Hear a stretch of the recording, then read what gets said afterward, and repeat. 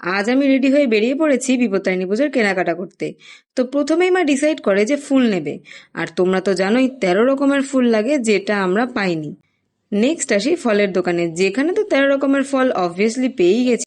By the way, আজ সকালে মা আমার হাত থেকে সুতোটা কেটে দিয়েছে, যার পর আমার হাতটা না কেমন একটা আধুরা আধুরা লাগছে। মাকে বললাম কাল সকালে কেটে দিও, বাট না, এখনই কাটতে হবে, এটাই নাকি নিয়ম। যাই হোক, যেতে যেতে আমি দেখি কাঁঠাল। কে কিনবে ভাই, এটাতে আছে আদৌ কিছু? আমার তো এত হাসি পেয়েছে কাঁঠালটা দেখে, কি বলবো। তো যাই হোক, সব জিনিস নিয়ে আমরা বাড়ি আসি, আর মা তো এসেই সুতো বানাতে লেগে পড়েছে, যদিও অন্যান্য বার আমি করি।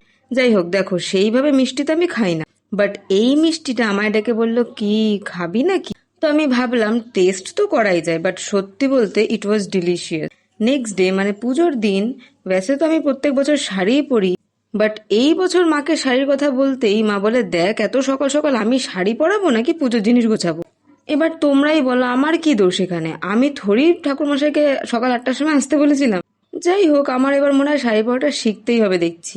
তো এরপর আমি ঝটপট কলার ভরা ভেজে ফেলি। তো পুজো শেষ হওয়ার পর ফাইনালি ঠাকুর মশাই সুতোটা আমার হাতে পরিয়েই দেয়, না হলে হাতটা আর যাই হোক ভালো তো মোটেই লাগছিল না। আর এর মধ্যেই ধরলো একটা মিষ্টি খায়, যেটা আমি ভাবিনি যে ও খাবে, ইউজুয়ালি ও খায় না। তো পুজো তো শেষ, বাট আমার জামা কাপড় অবস্থা তো দেখো, সেগুলো আমাকেই গোছাতে হবে। তাই ভাবলাম ফার্স্ট একটা ফিট চেক দিয়ে নিই, দেন নিজের আসল অবতারে আসা যাক, দেন 13টা ফল খাওয়া যাক। আর এবার কোনো বাহানা নেই, তাই চুপচাপ জামা কাপড় গোছাতে বসে পড়ি। তো এই করতে করতে দুপুর হয়ে যায়, তাই আমি খেতে চলে আসি। আই নো তো ভালো সাজানোটা হয়নি, বাট কোশিশ করনে ভালো কি কবি হার নেই হতি।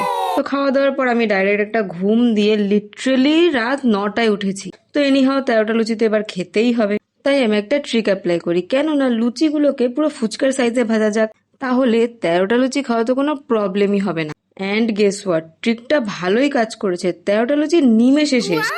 আর শেষমেশ পুজোর দিন এখানেই শেষ হয়। আমি গেলাম ঘুমাতে, বাট আদেও আমার ঘুম আসবে বলে তো মনে হয় না।